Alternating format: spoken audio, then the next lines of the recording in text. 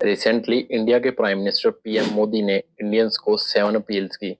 और ये सारी अपील्स एक हिडन पॉइंट की तरफ इशारा करती हैं, और वो है इंडिया की इंपोर्ट डिपेंडेंसी।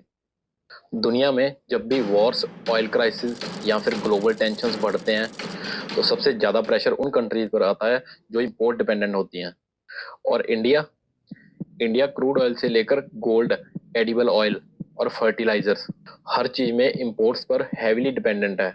और इंडियन प्राइम मिनिस्टर की 7 अपील्स का मेन गोल था इंपोर्ट डिपेंडेंस कम करना, डॉलर का आउटफ्लो रोकना, रुपीस को स्टेबल रखना और डोमेस्टिक प्रोडक्शन को बूस्ट करना।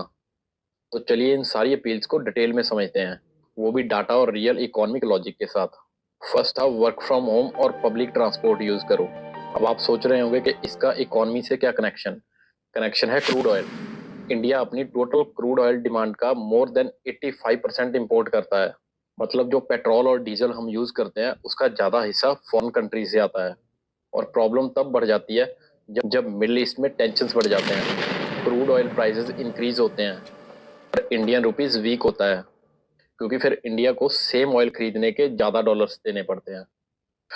फॉर एग्जाम्पल, अगर ग्लोबल ऑयल प्राइसेस $70 पर बैरल से $100 पर बैरल तक पहुंच जाए, तो इंडिया का import bill billions of dollar से इंक्रीज होता है। और जितना ज्यादा फ्यूल कंजम्पशन होगा उतना ज्यादा डॉलर बाहर जाएगा। और इसीलिए अगर लोग अपने प्राइवेट व्हीकल्स कम यूज करेंगे, पब्लिक ट्रांसपोर्ट को ज्यादा यूज करेंगे, हाइब्रिड वर्क मॉडल को अडॉप्ट करेंगे, तो फ्यूल डिमांड रिड्यूस होगी और इनडायरेक्टली इंडिया का इंपोर्ट बर्डन भी कम होगा। और सेकंड अपील थी, 1 साल तक गोल्ड बाइंग अवॉइड करो। या हर साल around 700 to 800 tonne of gold import करता है, और इंडिया दुनिया में सबसे बड़े गोल्ड कंज्यूमर में से एक है। लेकिन ट्विस्ट क्या है, हम गोल्ड प्रोड्यूस बहुत कम करते हैं। ऑलमोस्ट 98 टू 99% गोल्ड इंपोर्ट होता है। और गोल्ड की सबसे बड़ी प्रॉब्लम पता है क्या है? गोल्ड इकोनॉमी में एक प्रोडक्टिव एसेट्स की तरह काम नहीं करता। मतलब वो फैक्ट्रीज नहीं बनाता, एम्प्लॉयमेंट डायरेक्टली क्रिएट नहीं करता और मैन्युफैक्चरिंग बूस्ट नहीं करता, बस डॉलर्स को इंडिया से बाहर भेजता है। जब इंडिया ह्यूज क्वांटिटी में गोल्ड इंपोर्ट करता है, तो इंडिया का करंट अकाउंट डेफिसिट एकदम से बढ़ता है। अकाउंट डेफिसिट मतलब इंडिया जितना ज्यादा फॉरेन एक्सचेंज कमा रहा है, उससे कहीं ज्यादा बाहर भेज रहा है, उससे ज्यादा खर्च कर रहा है इंपोर्ट्स पर। और जब करंट अकाउंट डेफिसिट इंक्रीज होता है, तो रुपी पर प्रेशर आता है। और इसीलिए गवर्नमेंट बार बार गोल्ड मोनेटाइजेशन स्कीम और सॉवरियन गोल्ड बॉन्ड जैसी अल्टरनेटिव को प्रमोट करती है।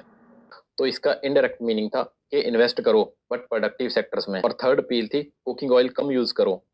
इंडिया अपनी एडिबल ऑयल रिक्वायरमेंट का 55 टू 60% इंपोर्ट करता है। सबसे ज्यादा इंपोर्ट होता है पाम ऑयल।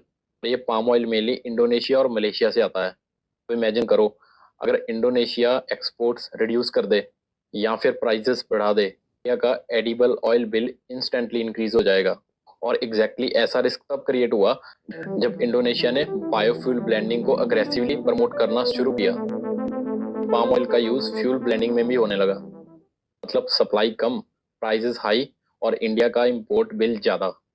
और फोर्थ अपील थी, केमिकल फर्टिलाइजर की डिपेंडेंसी कम करो। तो अब आते हैं एग्रीकल्चर पर। इंडिया एग्रीकल्चर में फर्टिलाइजर का हैवी यूज करता है, और यहाँ प्रॉब्लम ये है कि रॉ मटेरियल्स का लार्ज पोर्शन इंपोर्ट होता है। स्पेशलिटी फर्टिलाइजर्स बाहर से आते हैं, और ग्लोबल डिसरप्शन से प्राइसेस इंस्टेंटली इंक्रीज हो जाती हैं। रशिया यूक्रेन वॉर के बाद फर्टिलाइजर के प्राइसेस ग्लोबली एक्सप्लोड कर गए थे, और इंडिया को अपने फार्मर्स को सपोर्ट करने के लिए फर्टिलाइजर सब्सिडी को मैसिवली इंक्रीज करना पड़ा। 2022-23 से इंडिया की फर्टिलाइजर सब्सिडी लाखों करोड़ रुपीस तक पहुंच गई। मतलब गवर्नमेंट का फिस्कल बर्डन एकदम से इंक्रीज हो गया। और फिफ्थ अपील थी, फॉरेन ब्रांड की जगह स्वदेशी प्रोडक्ट यूज करो। और ये आइडिया नया नहीं है। इवन महात्मा गांधी के टाइम से स्वदेशी मूवमेंट इंडिया की इकोनॉमिक फिलॉसफी का एक पार्ट रहा है। बट आज के कॉन्टेक्स्ट में इसका मीनिंग थोड़ा बड़ा हो गया है। अगर इंडिया इंपोर्टेड प्रोडक्ट्स पर डिपेंडेंट रहेगा, तो डोमेस्टिक इंडस्ट्रीज वीक होंगी, जॉब्स बाहर शिफ्ट होंगी और ट्रेड डेफिसिट इंक्रीज होगा। लेकिन जब लोग made in India products buy करते हैं, तो मैन्युफैक्चरिंग बूस्ट होता है, एमएसएमईज ग्रो करते हैं, एम्प्लॉयमेंट क्रिएट होता है और रुपीज इंडिया के अंदर ही सर्कुलेट करता है। और इस अपील का कोर मीनिंग था, सिर्फ कंज्यूमर मत बनो, नेशन बिल्डर भी बनो।